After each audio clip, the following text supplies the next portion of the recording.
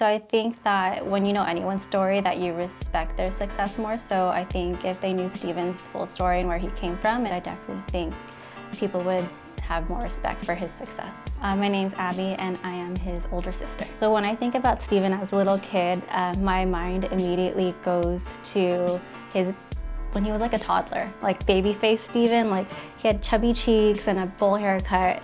I remember when he was in elementary school, it was Christmas and we were giving out gifts and Steven went and grabbed 2 gifts for my mom and my grandma.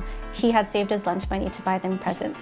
I think a struggle that a lot of people didn't see that we saw is how much time and effort he put into the company in the beginning. I want to say like his work ethic is very similar to my dad's.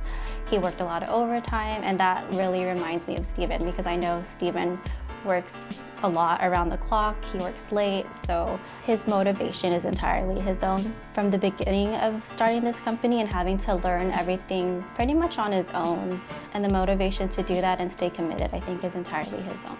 Success, I think he was chasing because I feel like in everything that he did, he wanted to be successful to prove that he could do it. He was in cross country and track, and because he was a top performer, he always had that motivation to stay on top. And I feel like he carries that even now with his business. So something that I thought about when I was thinking about all these questions is Steven, when he was first starting his business, he would always say that I was his biggest hater. I'm very overly prepared and I like to think of the what ifs.